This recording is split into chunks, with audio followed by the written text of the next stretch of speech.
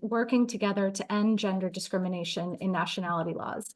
We're excited today to launch a new short video that highlights the need for gender equality in nationality laws in order to achieve sustainable development.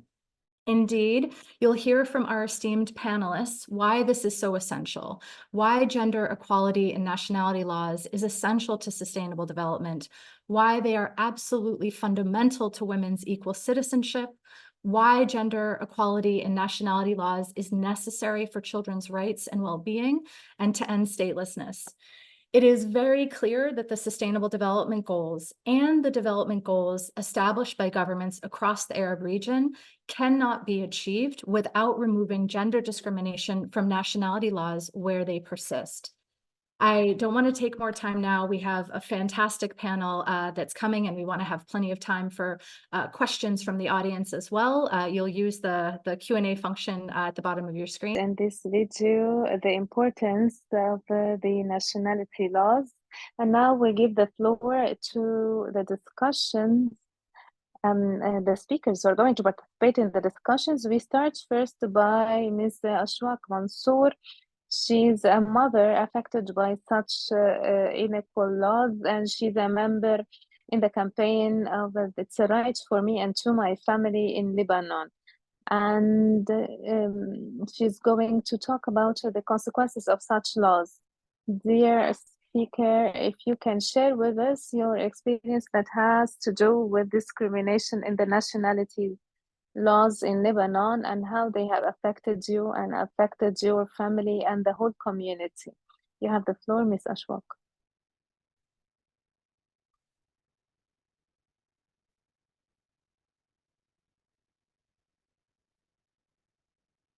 The mic is muted. At the outset, I would like to welcome all the speakers and audience, and thank you so much for your invitation to this webinar. That means a lot to me personally, with regard to me being affected by the unequal nationality laws that deprive us from transferring our nationalities to our kids.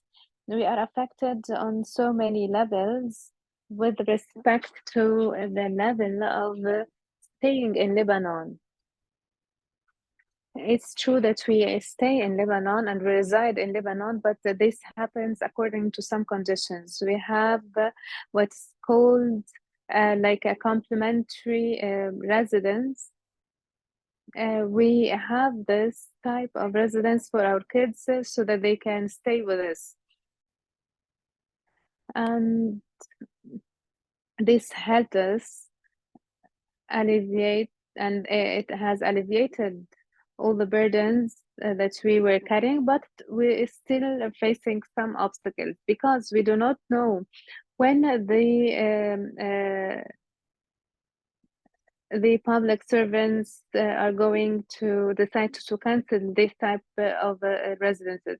Also, another negative consequences of these discriminating laws that deprive us from transferring our nationalities to our kids. It affects education, work. Our kids were not able to join the public education schools. Now they can, thanks to the campaign of Janneke or My Nationality, and thanks to the efforts exerted by the Minister of Education. They can join now the public schools, and but when they join the universities, there are some specialties that are going to be prohibited for them because they have syndicates, and the Lebanese cannot join a syndicate. So our kids either they leave the country or they renounce their own ambitions. And those who are non-Lebanese, they take pensions that are much less of the citizens, though they have higher skills and better skills. Because they are not Lebanese, they are going to suffer from the abuse of the employers. In addition to this, we have the medical services that are very expensive. The Lebanese themselves cannot afford the medical services, and imagine how they are expensive for those who are stateless, who are not having the Lebanese nationality. And we cannot provide them with subsidized health services or medical services, or we cannot provide them with the medical insurance.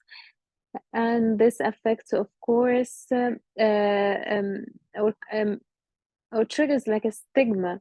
They consider us as strangers, and we are being dealt on this base by some of the community members in Lebanon.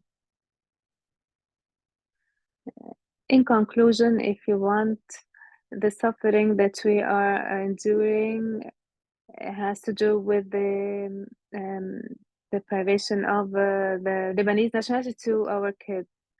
Thank you so much for sharing with us your experience and problem. And of course, these laws are making women to suffer.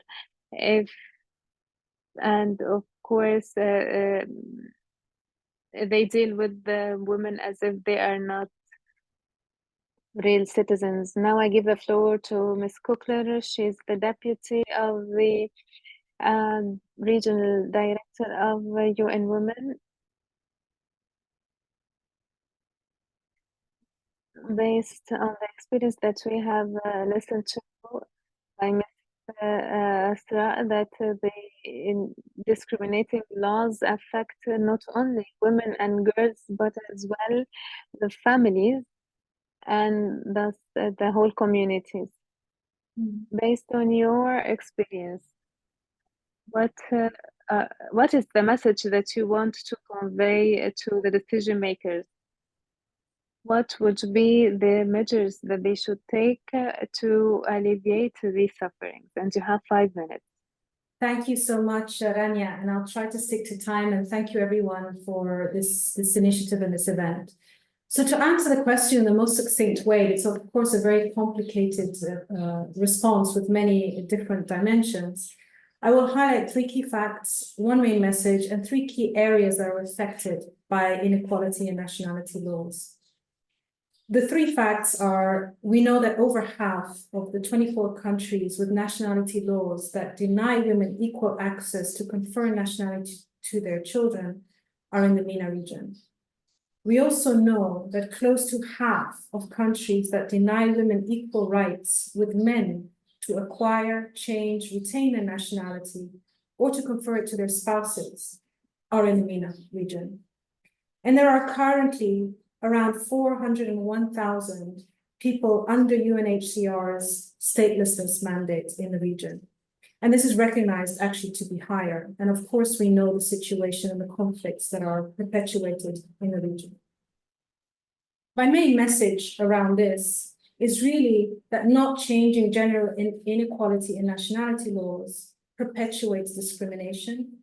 And of course, it contradicts articles explicitly obliging states to guarantee equal nationality rights to people. This is highlighted in CEDAW, in CRC, in the Convention for the Elimination of Discrimination, all forms of discrimination against women, in the Convention of the Rights of the Child, in development blueprints we heard before in the SDGs, and also in the Beijing Declaration and Platform for Action. It's important for policymakers to ratify that, and particularly of countries, and all countries have ratified CEDAW, to apply these international standards to national laws as well. And hence the importance of regular reviews of these national laws, policies, their implementation, and the implication of their non-ratification, non-domestication at national level for communities, families, and individuals, as we heard from Ms. Achwaq just now. So this review is fundamental to achieve gender equality, to achieve the SDGs, and to eliminate discrimination.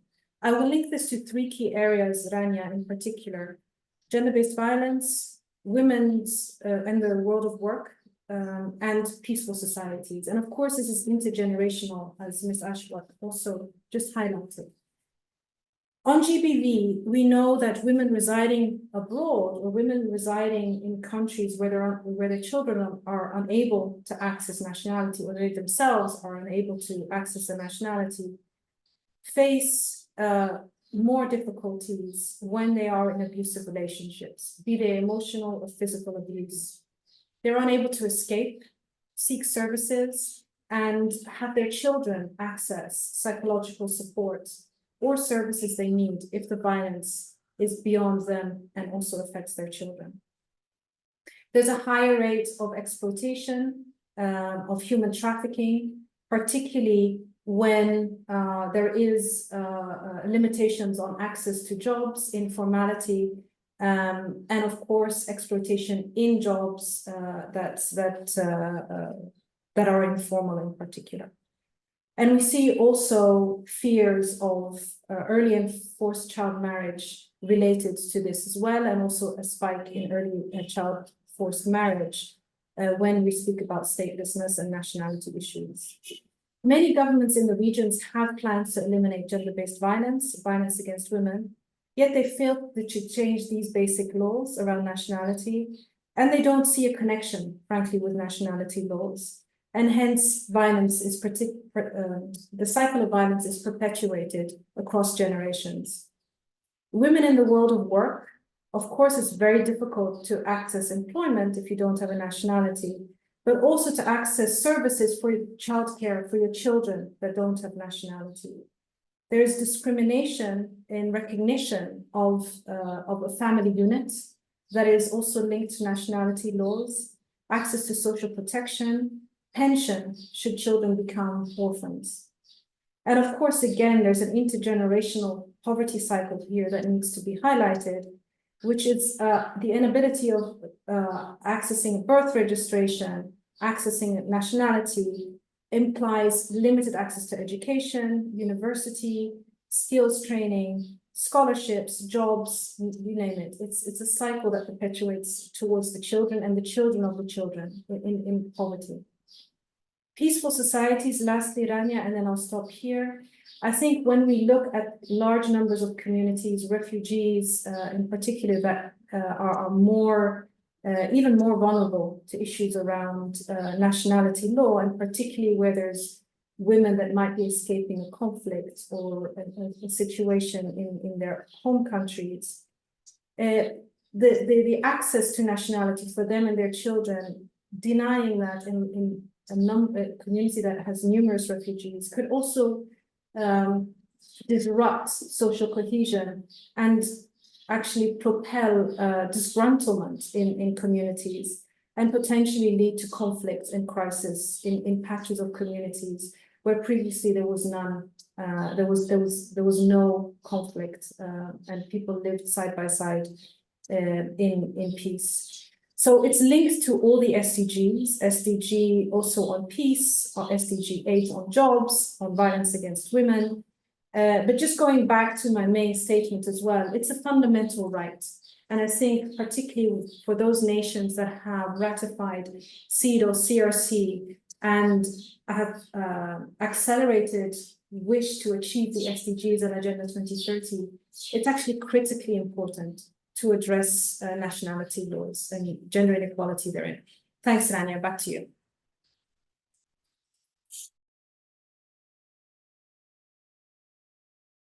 Thank you so much for highlighting the consequences of nationality laws and their effects and consequences on children and women, especially on the stateless persons, and how it exacerbates violence and exacerbates suffering of women, especially those in conflicted countries. Marc Rubin, now he is the deputy of the regional director of UNICEF in the MENA region. Mr. Marc, what would be your message From the perspective of UNICEF, what would be your message to decision makers and how you can encourage them to take tangible measures, and what would be the standards that they should take care or take into consideration with respect to children? You have 5 minutes. Thank you, Rania. It's my pleasure to be here with you. And as we heard from Achwaq, and also Janneke mentioned it clearly, promoting equal rights for men and women in nationality laws has unequivocal implications for children's rights and well-being. It is crucial for safeguarding children's rights, ensuring their well-being, and breaking the cycle of discrimination. By providing equal rights, children gain legal recognition, access to services and protection, fostering their overall development and enabling them to participate fully in society. Policymakers already understand that every child has the right to an identity, which includes the right to acquire a nationality, as explicitly stated in the Conventions on the Rights of the Child, the Articles 7 and 8, which all countries in the Middle East and North Africa have ratified.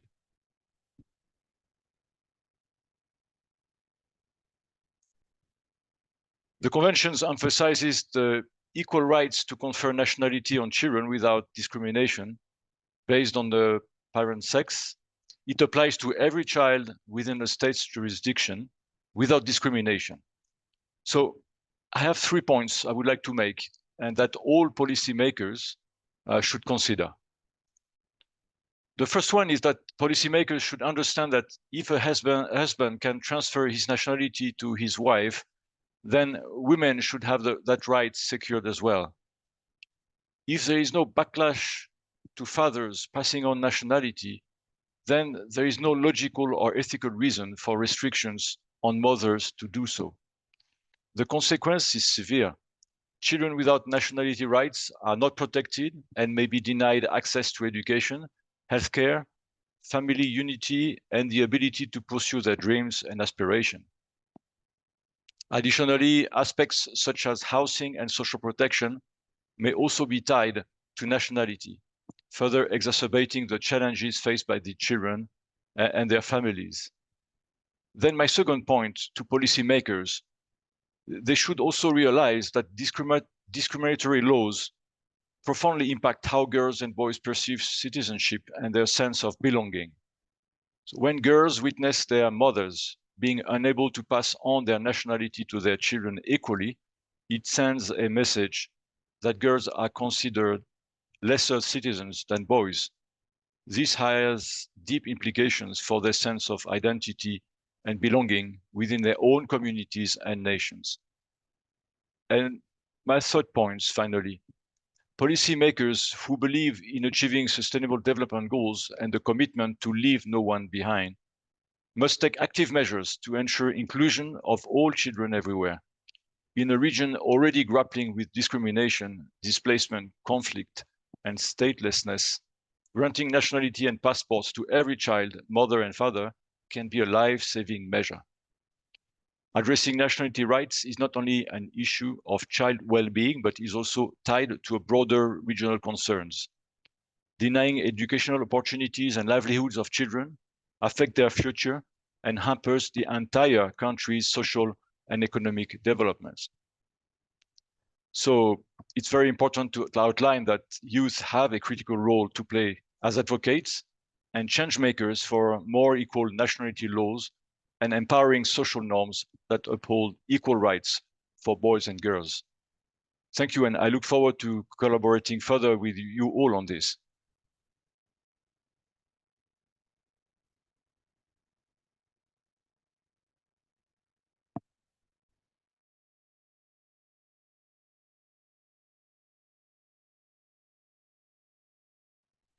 Have listened to Mr. Marc on how these discriminating laws affect children and how the policymakers should play their role to reform, to overcome such injustice.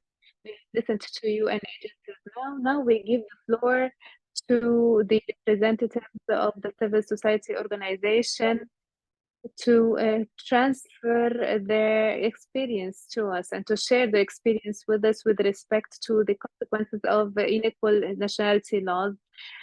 And my question is Ms. Baharni. She's an expert in gender and nationality. She's a member of Nationality Committee in Bahrain. Ms. Wajiha,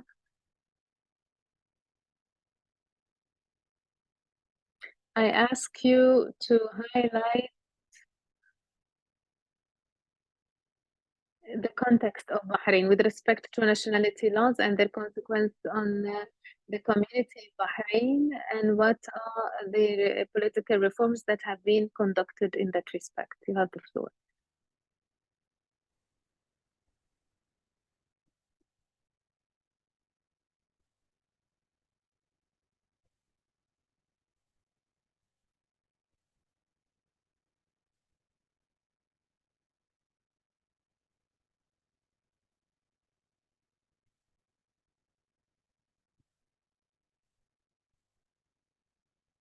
The campaign, the global campaign for equal nationality rights, for inviting us.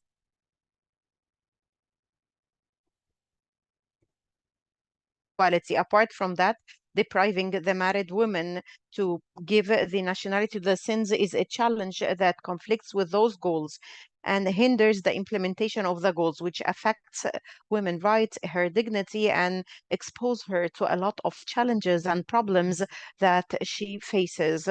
I'm going to speak about some of the challenges through 3 sustainable development goals, and it's coming from life testimony the affected women. Good health and welfare. In Bahrain, the citizen enjoy the free health care. Other than nationality and citizen and the sons of the Bahraini women who is married to a non-Bahraini citizen, this does not apply in spite of the fact that they are born. Thus, exception for those families make those families unable to provide medication for their kids, especially when they have chronic diseases that requires a long time of treatment. So they have to go to private clinic, afford due to their difficult economic conditions. In spite of Law 35 issued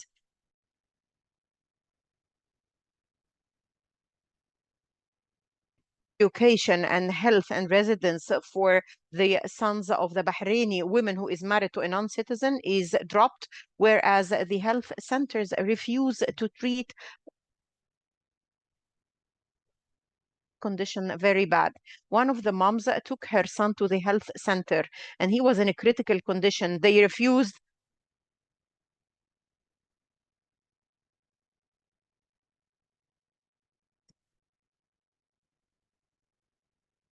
Thank you. Health center in a critical condition. So they refused to treat him because he's not Bahraini.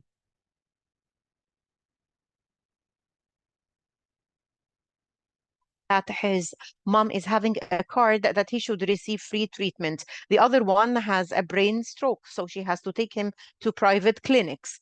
Goal number 4, that has to do with good education. As I pointed, Law 35 of the year dropped the education fees, but this does not include higher education and educational missions. The sons of the mom who is married to a non-Bahraini is deprived from. Knowing that some of them are excellent in education and they receive high grades in education, but they are not in those on the list of those who should study abroad. One of the excellent students was nominated for educational mission outside of the state by one of the agencies, but she did not receive the approval of the appropriate agencies because her dad is a non-Bahraini and she lost all the opportunity for being educated abroad. So if we those sons to benefit from those missions like any other Bahraini citizen. Goal number 8, which is the last. of the Bahraini woman who is married to a non-citizen face difficulty in getting a job at the official institutions in the private sector institution are unemployed in spite of the fact of having higher degrees that qualifies them to work. And even when some of them receives a job,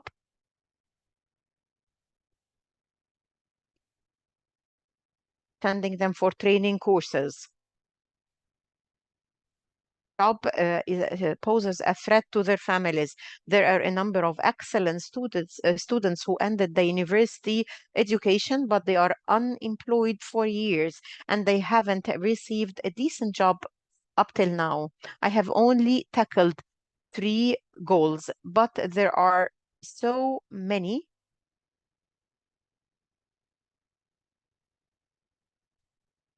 Are the problems they are facing, the residents, the loans, inheritance of private property, and so many others.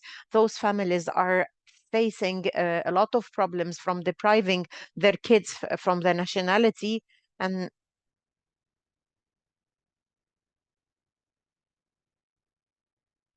much.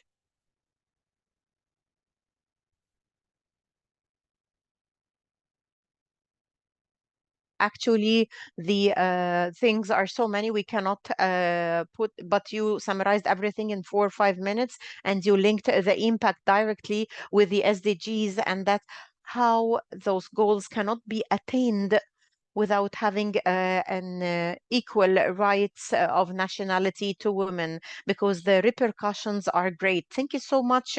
We will come back to you. And now we move to Libya experience and Miss Najla Al-Farisi, and she's the CEO for Al-Rawnaq Organization for Women and Child.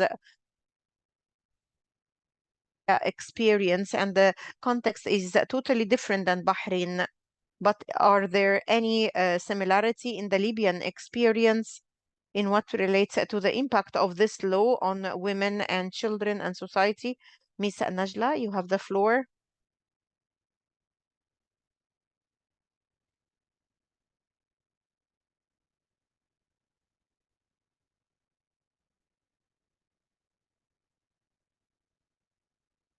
Bahrain. In Libya, constitution, we don't have a reliable government. We have the laws and international convention, but there is not an agreement between the governments, and having more than one government, and this one wants, the other one no, and we are clashing between them. But we have some basic fixed rules that we rely on, including the constitutional announcement by virtue of Article 6 that states, from the constitutional announcement issued in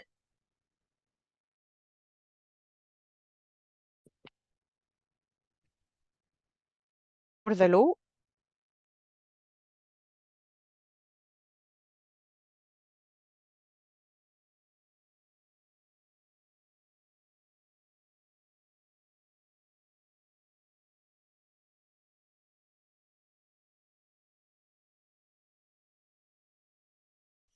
Also, the social responsibility, all of them,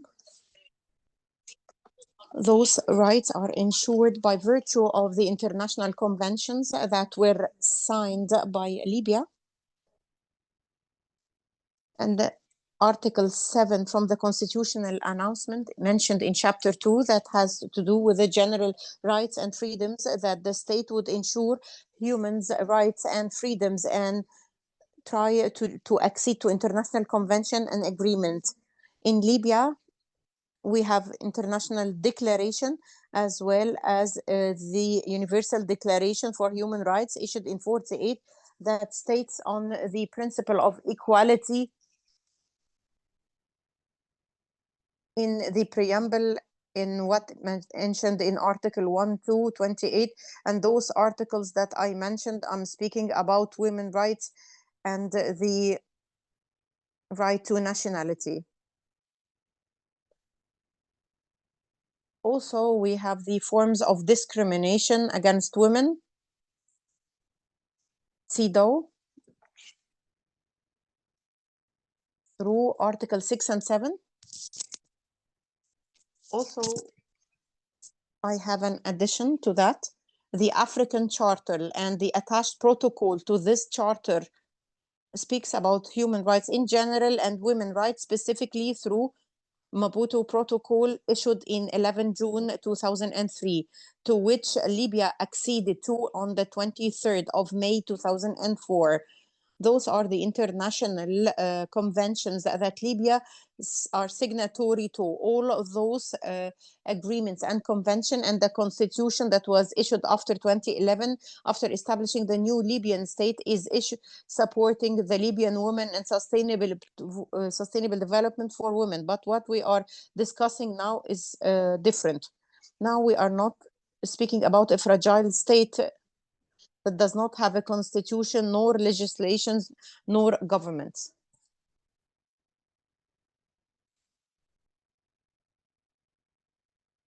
But the problem is the Libyan citizen, and they are learning in the Libyan state, and they are born in this state, but they don't have any rights in Libya or the mother state. 11 has become a digital state. They have a national digital number. If the child or the woman, when he graduates for the university, government or in the private sector, they ask him to get a certificate. And if he would like to have a driving license after reaching the age of majority, he cannot issue a driving license unless he has an ID. He cannot get educated unless he has an ID. Even more, the sons of the Libyan citizen will not go to a high school unless he has the national ID of the woman. And if the woman does not have a national ID, they are deprived from education. And some women have some problem in the national ID because maybe the fourth name of the one, the family name has some mistake in it, and then they stopped her ID till they correct the procedures. And here the sons are affected and they are stopped from education till the mom can issue her ID. The son is restricted by the national ID of the mom with identity. The Libyan state does not mind of conferring the nationality. We have law 24 of the 2016 and the executive regulation, and this law was approved by the National Unity Government, and decision 322 issued by conferring the nationality to the sons of the Libyan women. This decree was issued based on law 24 of the year 2010. But after the decree establishing committee and getting documents and go and come, and at the end of the day, all those procedures come to a halt because have a head of state to sign this decree. Rights at the Libyan state, as well as our kids and sons. They cannot work in the Libyan state. The Minister of Work, there was a decision that was issued that any foreigner cannot work or open a work even if he is a son of a Libyan woman, even if he's a Libyan. For this guy, the sons of engineer of a Libyan citizen graduated from faculty of engineering. They want to work in contracts or engineering work or an engineering office. They cannot do that unless it is through a Libyan engineer who owns this work and he can work under him. Have the right to join the university when he graduates from the high school certificate, getting 95%. They deduct 10% compared to the Libyan sons. He is registered at the university by 85 and not 95. Not like the grade that he got in the high school. So there is discrimination against us.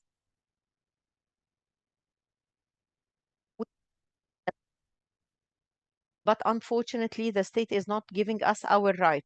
Libyan women is marginalized. She doesn't have any rights in her country, not only for her sons. We are suffering because we are requesting our rights before the rights of our sons. We were asking for citizenship for our sons, and we were not looking for nationality. But currently we are requesting the nationality, and we are raising the ceiling of our demands to request the nationality. We request to include it in the constitution, our sons in the constitution. If we are not fixed in the Libyan constitution that it's still actually in labor and not born yet, thus have any place. Our sons will be stateless without identity, because if the mother does not have an ID, her son will be stateless and he will not be registered in the Libyan records. For sustainable development, the sons of the Libyan citizen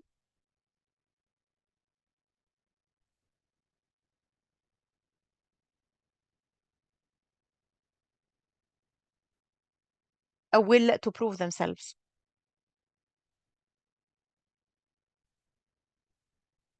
Work, he has to prove himself, to prove to the whole world or to the community that I am a human being, I'm living, and I have aspiration like any human being, like any individual living on the ground. I have an aspiration,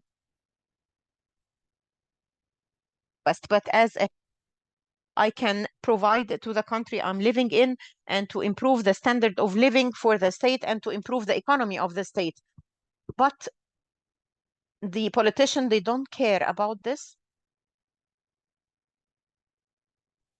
I like to speak about, though, please try to be brief. I would like to speak about CEDAW, that tackles all forms of discrimination against women through Article 6.7. Parliament does not vote for this convention. It did not ratify it and did not approve it in Libya. God bless all of you. You have been actually very brief. She shed, Miss Najla, she shed light on the context of the country and the countries that are suffering of instability and the difficulty of applying the articles of the law. Lastly, I direct my question to Mr. Abbas Talib, and he is in coordination in the Global Campaign for Equal Nationality Rights. My dear colleague, can you tell us about the updates on the regional level and the international level in this topic? Let's know about the available opportunities, and you have the floor, sir.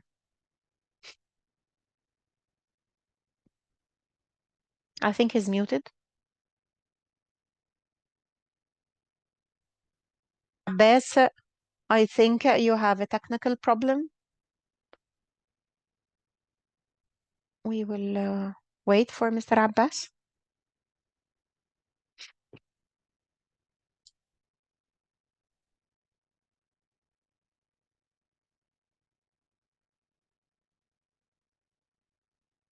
Can you hear me now? You have the floor. Rania, first of all, welcome everybody. Good afternoon, Ramadan Kareem. Add my voice to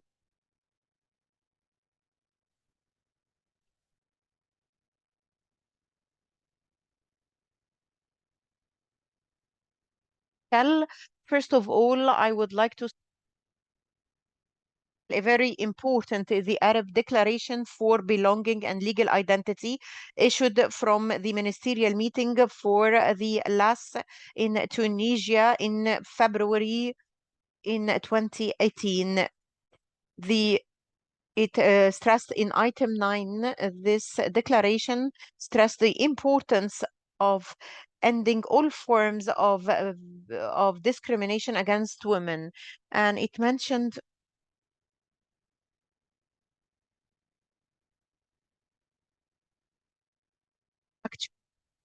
actual nationality rights for women and also change her nationality.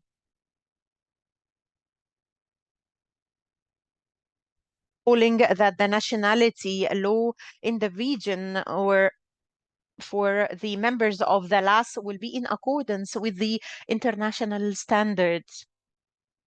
Second thing that I would like to mention, I have two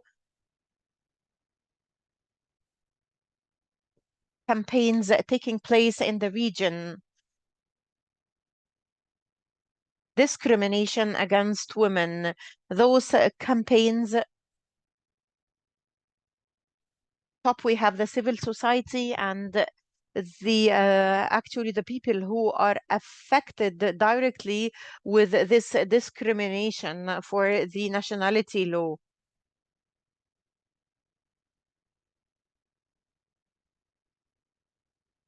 For the decision maker. This reality is to abide by equality,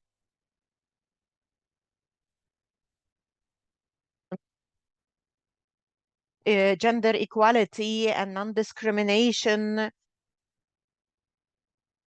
But those states, especially the right of women to nationality and equal rights for nationality and the right of the child to have the nationality. Coming from the continuous campaigns that took place for decades. Today we have with us a lot of colleagues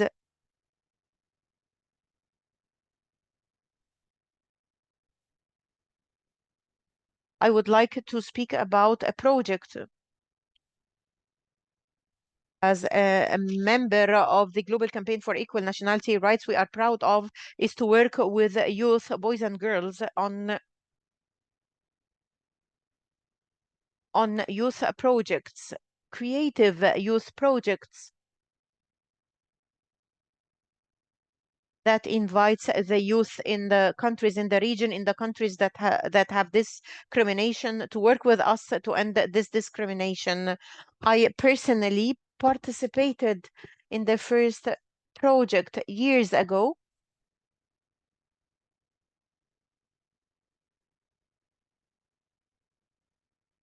With the members of the global campaign. I'd like to mention here that working with youth, boys and girls, is very important because the leaders of the future, and we see today and tomorrow and the future, and this thing affects them directly or indirectly.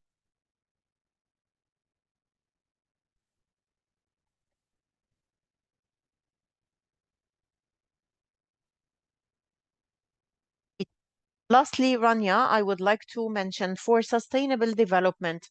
I'm not going to go into the details because Ms. Wajiha spoke about some of the goals that is the SDGs that is affected by the discrimination and nationality laws. There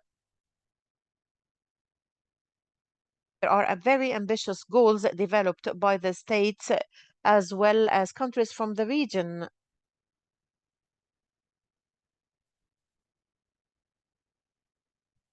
SDGs are aware, governments are aware that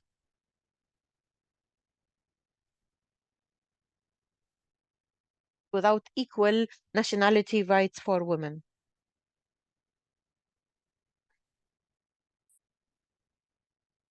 Is something very important to achieve sustainable development, to build better communities. And I'm going to stop here and thank you so much for your intervention, your very clear intervention.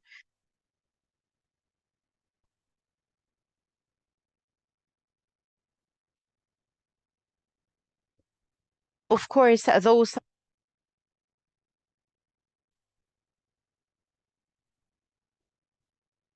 to achieve those goals. And we move to another round of questions with our speakers. And I go back to Janneke, Vice Director for You and Women. Janneke, if in 1 minute or 2 minutes to tell us the most important things that the UN Women is doing to face this problem on the level of the laws, policies, or meetings. You have the floor. Thank you so much. I'll mention 4 things in a minute. Of course, we're a member of the Global Campaign for Equal Nationality Rights, which really brings about international advocacy around this issue, and in the particular concerns in this region. To policymakers, engaging civil society, but also academia around needed research to address the concerns that exist in the region. We're also support at national level CEDAW reviews, the International Women's Rights Convention, UPR reporting, shadow reporting, and of course the SDGs voluntary national reviews, which look into these issues and particularly as related to SDG 5, which is then again brought to the attention of policymakers, but also highlights some of the discrepancies still in the laws that need to be tackled at national level.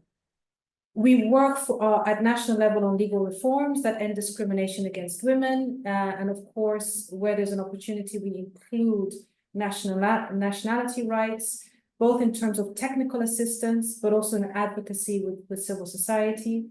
And at regional level, we work on international comparators around this issue, together with UNDP, Achwaq, UNFPA. We work on the gender justice and the law report, which is of course something that is worked on with national governments and includes issues of this nature as well. So thank you so much, Rania. I'll stop there. Handing back to you.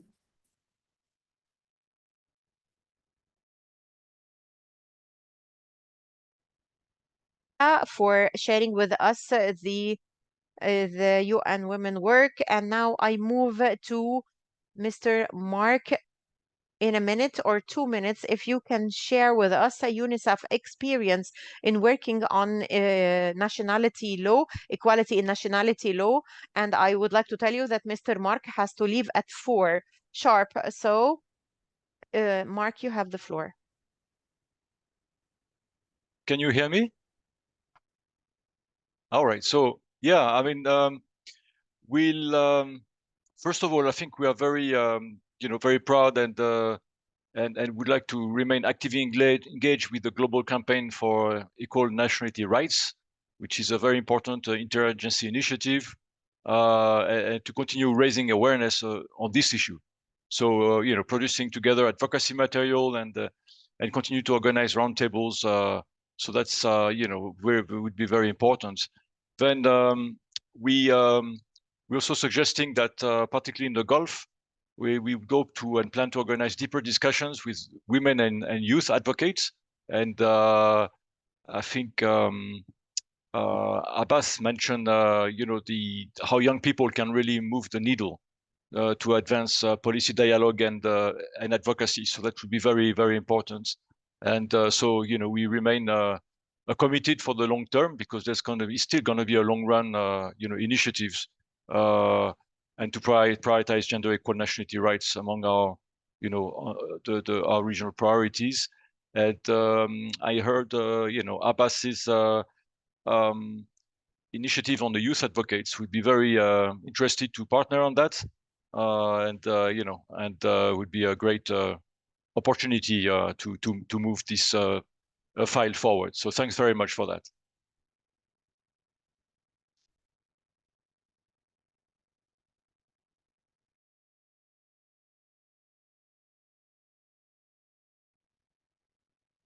We move to the colleagues representative of the civil society organizations. Just one message you would like to direct to the decision makers in your countries in a minute or 2. Start with Ms. Achwaq Mansour. You have the floor. Just one message that you would like to direct to the decision makers in Lebanon.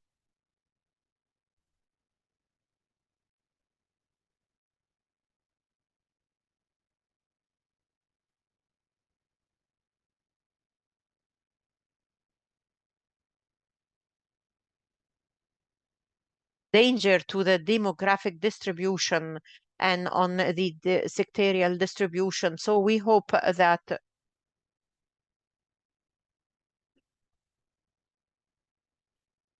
and to allow us to have this, because this is our right. And the most important is to keep us away from the proposals that they impose on us, and they say it out loud that they want to accept some nationalities for the women who are married to some nationalities. So no,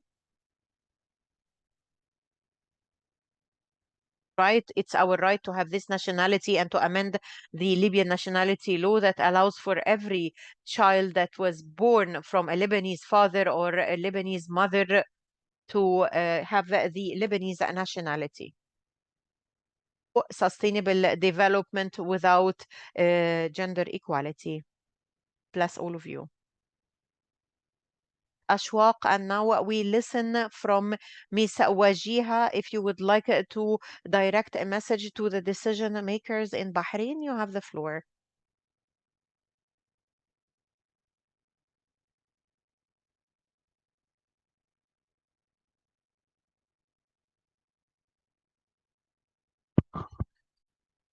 With respect to the achievement of the Sustainable Development Goals, it has to do with eliminating discrimination against women, including discrimination against children, whether they receive the nationality, and eliminating discrimination, gender discrimination in the nationality laws contribute to the achievement of 9 Sustainable Development Goals. Thus, on the national level in Bahrain, we call upon the legislative entities, the policymakers, and all the relevant entities to reform the nationality laws and enhance an environment that guarantees equality, gender equality, and that guarantee rights of the children. And we ask the Sustainable Development Ministry that was established and founded in 2022, headed by a woman minister.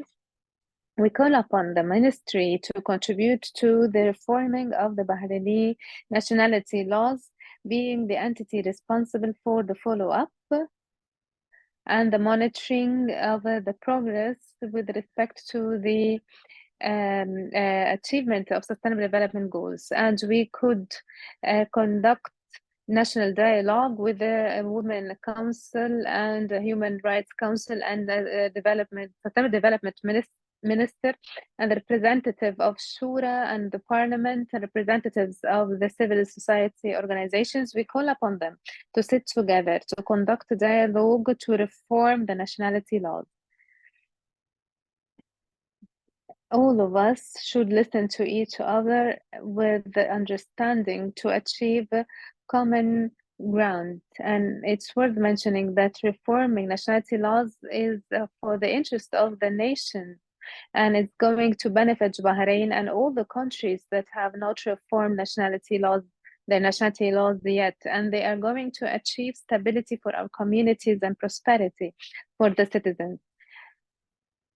In conclusion, we have to achieve the 9 goals within the 6 years that we have left by 2030, and this can be achieved collectively and with loyalty and honesty for the interest of our communities and nations. And we have to believe in that the right to nationality is the humane case and issue, and all the citizens should be equal in front of the laws, and all the families should receive equal rights,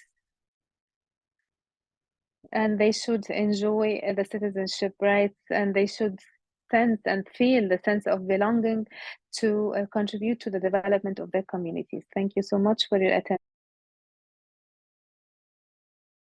Thank you so much, Mr. Wajiha. And now we listen to Ms. Najla.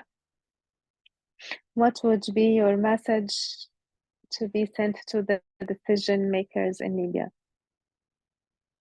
I would like to transfer my message to decision makers in Libya, the parliament, and the Women Affairs Department in Parliament, they should be interested and they should focus more on the women portfolio, and the Civil Society Commission should exert further efforts and conduct campaigns to support women and their children. In addition to this,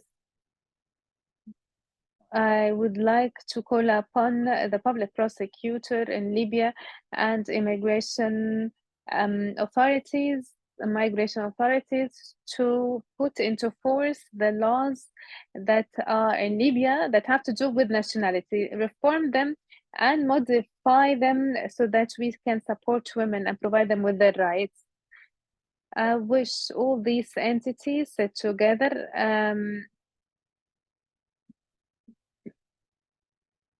I'm calling upon these entities, the legitimate entities that have identified in Libya, to support women and children and protect their rights so that they can contribute to the sustainable development. And thank you so much for your attention. Thank you, Ms. Najla. And we have listened to all the speakers on the importance of reforming such laws with no exceptions. And we have listened to the importance of partnerships between all the entities, even on the regional level. The participants in this webinar, they believe in this clearly, and there are so many messages as well sent from Libya to modify such articles and achieve equality. I give the floor now to my colleague, Mr. Abbas. Based on your experience, long experience in this issue, and on reforming and improving nationality laws in the area, do you see any hope for the change? Thank you so much, Rania. Yes, of course.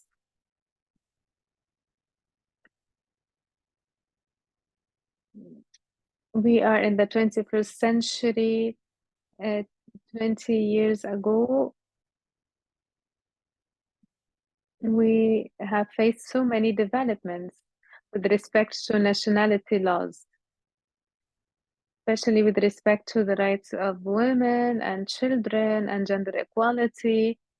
More than 16 countries have achieved so many developments in that respect.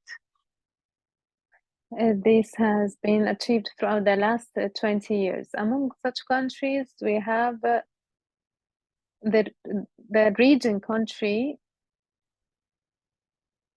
the countries that have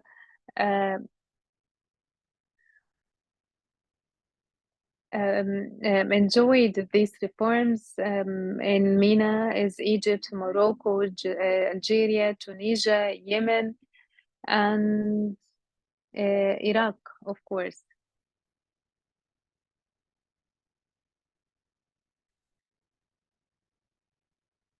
And the topic raised as well today that has to do with the campaigns and the initiatives taken on the international regional levels and on the national levels.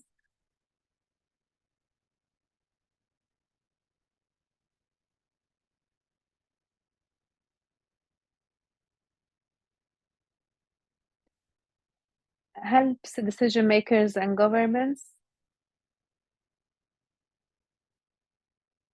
So recently, we have seen so many developments in so many countries. Like Achwaq has mentioned, a decision on education, on healthcare, on medical services, and as Ms. Wajiha has mentioned and Ms. Najla mentioned, we have seen so many advancements and changes, positive changes, and we have seen that some countries have overcome a big part of discrimination. and they are quite aware of the fact that this is an issue that should be tackled and should be worked on. And as we have said, such changes and such advancements are not enough, but at least we are on the track to achieve the rest of the modifications and to guarantee the rights of women on equal basis. It's a long journey, but we should be optimistic because we have communities that have taken tangible steps, and gender equality, of course, is on the priority or on the top of the agendas of so many countries that are working to achieve the Sustainable Development Goals. Thank you so much. Thank you for emphasizing the importance of the efforts, the continuous effort. And as you have said, we should work with internal or inner governments. Before we move to the Q&A session, I call upon my colleague, Mr. Lang Craig. He is the responsible of the regional protection of the regional office of UNHCR. I give you the floor to speak to us from the refugee perspective. You have the floor. Thank you so much, Rania, and thank you so much to the esteemed panel. It is excellent to hear our sister agencies in the UN emphasizing on this important issue, as well as to benefit from the insights of civil society partners who I am delighted to see during this important webinar. I would just like to take one moment to really emphasize on one issue, which is gender discriminatory nationality laws being one of the main causes of statelessness worldwide, but also in the MENA region. This is a topic that different speakers have also touched on, as the video also touched on too. In brief, if a mother cannot pass her nationality and the other parent is either stateless or unable to pass their nationality for some reason, the child and also subsequent generations will be stateless. The solution for this issue needs to be full equality in the law as the objective, while safeguards against statelessness in the absence of equality in the law can be effective in addressing some gaps and some risks. Such safeguards may be discretionary, or they may impose, for example, administrative, legal, or financial barriers. In short, they may leave some gaps. I want to also highlight the relevance of regional legal frameworks, specifically the League of Arab States Declaration on Belonging and Legal Identity. This declaration acknowledges the progress that has been made to date, as other colleagues have also highlighted, and it calls for 5 key things I want to emphasize during this call. Number 1, that laws that strengthen women's ability to pass their nationality be strengthened. 2, steps be taken to amend laws and legislation at the national level that relate to equal nationality rights. 3, an end to discrimination on issues relating to nationality. 4, that states lift reservations to CEDAW relating to the protection of equal rights between men and women on issues of citizenship. And 5, the importance of addressing women's equality issues within the framework of the SDGs, including goals 5, 10, and 16. I think that all of these issues are closely related to the different topics that colleagues have highlighted today. In terms of regional frameworks, I also wanted to acknowledge the newly adopted African Union Protocol on the right to nationality and eradication of statelessness, which also includes provisions relevant to the topic of equal nationality rights. Finally, I want to highlight that at the global level, gender discriminatory nationality laws have been a main focus of the I Belong campaign, which has been the primary platform for addressing statelessness for the past 10 years. This campaign will be concluded at the end of 2024, and a new global alliance to end statelessness will be launched. It is expected that gender discriminatory nationality laws will be a key component of the issues to be addressed by the Global Alliance. And certainly we will benefit from and be seeking the support of an active engagement of all actors who are on this call and a broader set of actors in that regard. So let me leave my comments there. Thank you so much. And back to you, Rania.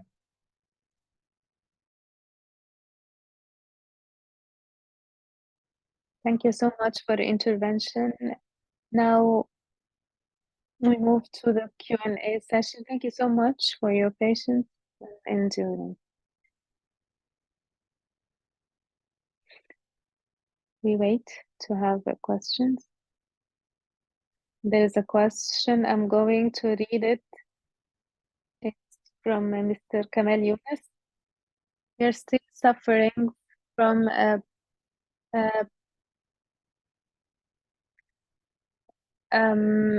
the lack of acquiring equal nationality rights. I would like to ask all the speakers to open their videos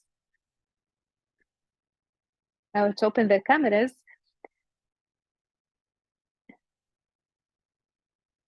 And whoever wants to answer the question, feel free. We are still suffering from plans that hinder the acquiring of the rights, equal nationality rights. And this leads to exacerbating the gender gaps, especially with respect to the rights to transfer of nationality. We cannot acquire such rights without a political will. So we need a political will, and the developments investments are very slow, and the victims are the stateless persons. So I call upon all the parliamentarians to work on this, and they should be capacitated and empowered. Also media and all the rest of the entities should be empowered. So it's not a question, it's like a comment. If any of our speakers want to comment Rania, on such statement. Yes. Okay. Sorry, just to say, first of all, thank you again for the session. And Rania, I do need to step out, but Simone will stay here from UN Women. So I just wanted to flag that if I disappear, it's because I have an urgent matter I need to attend to. But to the question, I mean, I think it's of course critically important that advocacy is based on evidence. Can you hear me?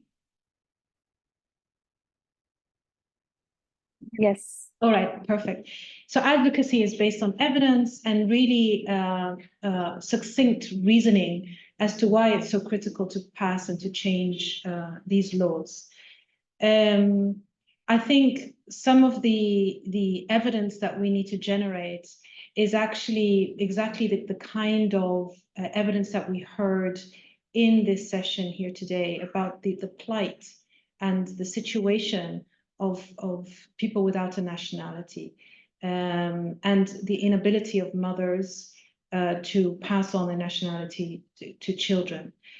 I think part of that advocacy is also to hear very strong personal stories, but also showcase the implications on development at national scale, but also in communities.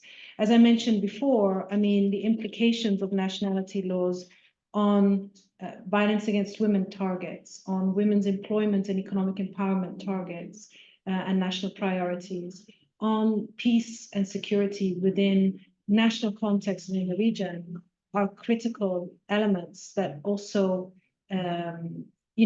drive change and dialogue with policymakers. So I would say, that messaging and the building of data and evidence around that messaging is critical.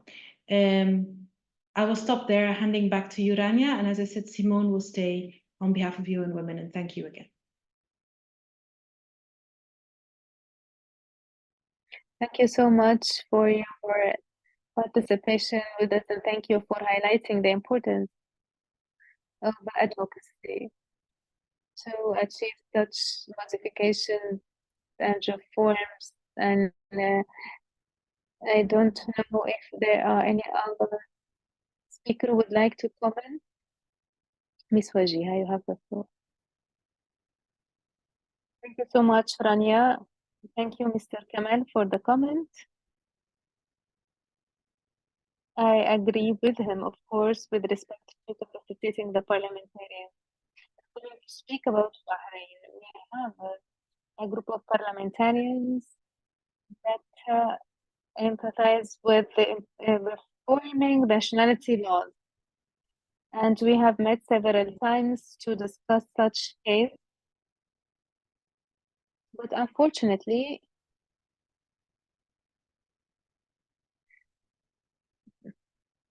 if all the parliamentarians do not accept the reforms of the nationality laws, we are not going to achieve anything. Such reforms are going to go in vain, and we are not going to achieve any result.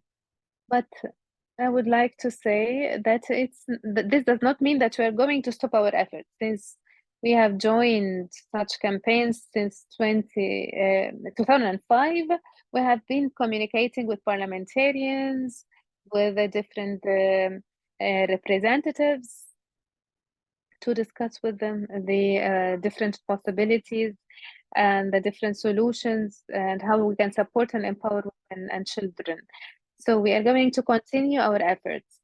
But there is a key point. If we do not have a political will that sticks to the reforms that we are aspiring to, we're not going to go anywhere. And thus we wish we have all political will that could play a pivotal role and a positive role to reform such laws. Because reforming such laws, we are going to overcome so many problems. And we are going to achieve, of course, the sustainable development laws and excel in so many different domains. Thank you so much, Ms. Wajiha. Give the floor to Ms. Najla. I think you might have a different perspective with respect to the political will.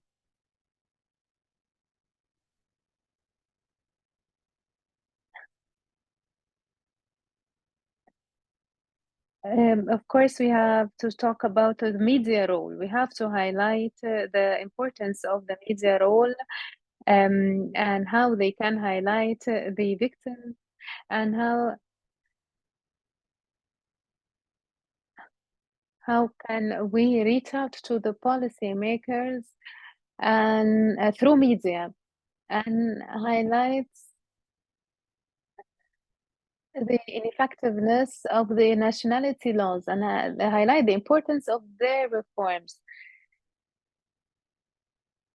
So media should play a pivotal role, and I would like to add to this as well, of course, the social media.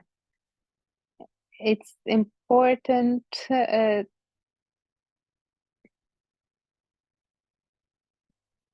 raise awareness on nationality laws and how they affect negatively women and children and how they exacerbate violence on the legal and social levels and how they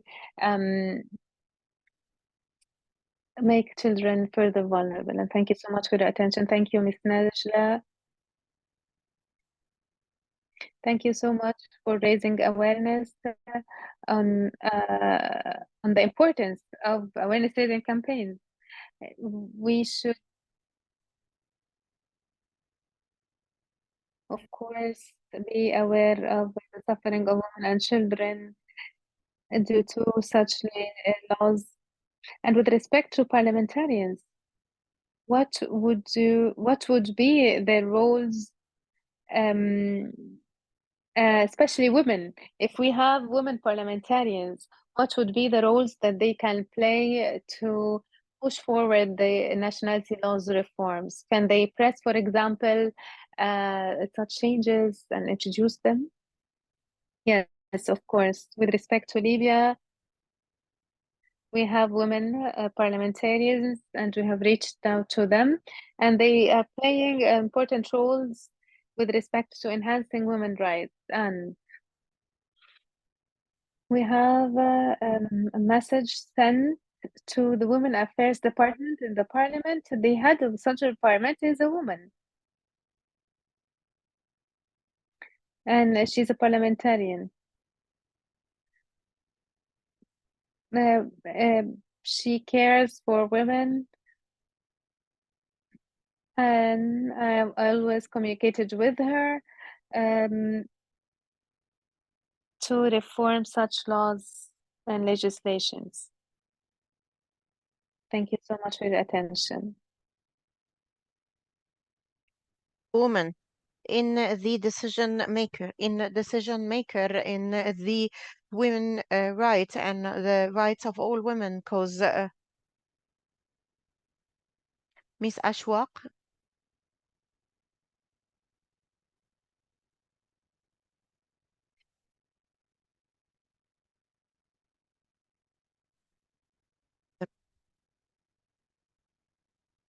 parliamentarian, the Lebanese female parliamentarian and parliamentarian. Sometimes when the topic is discussed before them, they say, yes, we are with you, we support you, we agree, but they go back and saying, but, this but, which is their political interest, if you would like. They tell you, yes, we are with you, we are working and we are supporting you, but in the politics, there are obstacles due to the interest, the sectarian and demographic interest that that is really a big problem in granting nationality. They scare others about this issue. So we don't rely on the political side in Lebanon. We don't depend on them. Thank you.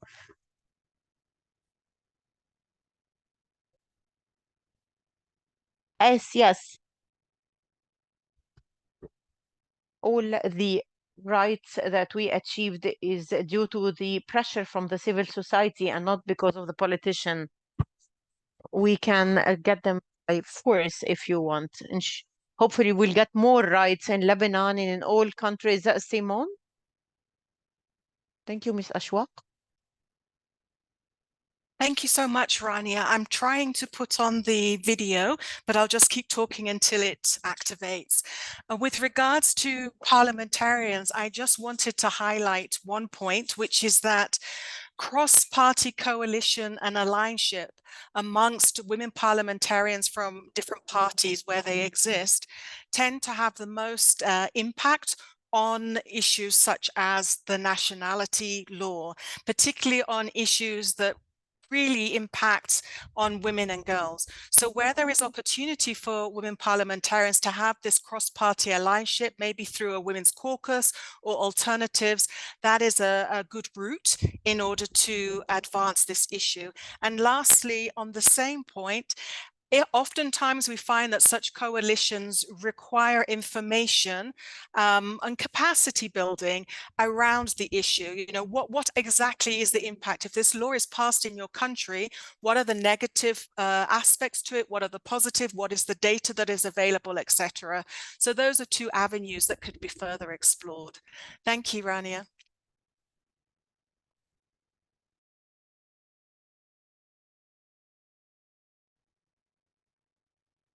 I think we are running out of time. I would like to give the last speech, just one speech from every speaker. Your vision. How would you like to see this change? How does a success looks like? One word or two. Let's start with Miss Achwaq.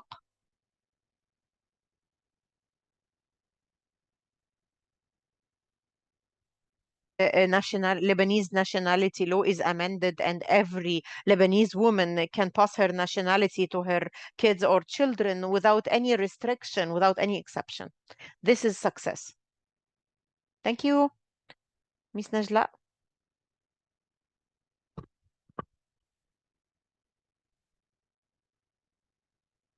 Success is achieving justice, sustainable development. This is all what we want, achieving justice and sustainable development. Thank you. Wajiha? I add my voice to the colleagues in what they said. Us success in one word is reforming the Bahraini nationality law, which will have a great impact and ending discrimination and putting an end for the mom and kids. Simon? Like everyone, the success for process you? is for the law to be amended and implemented, but the success and the vision is that every woman and man, boy and girl, is able to fully contribute to their society and to the development of their country. Thank you.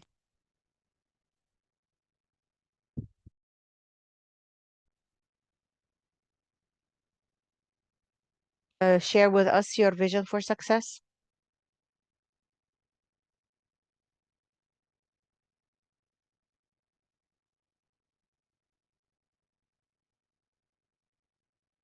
I think maybe he was leaving.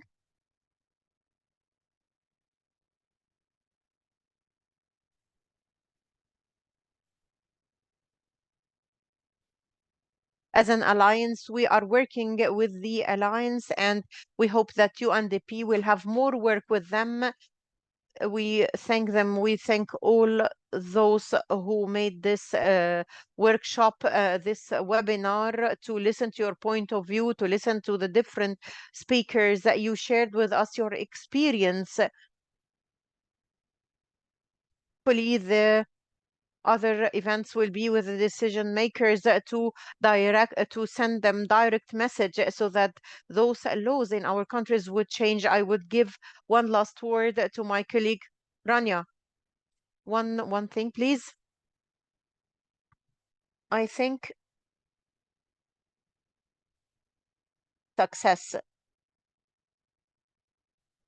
of civil society organization in amending lots of laws in Bahrain or issuing new laws like violence against women, personal status law,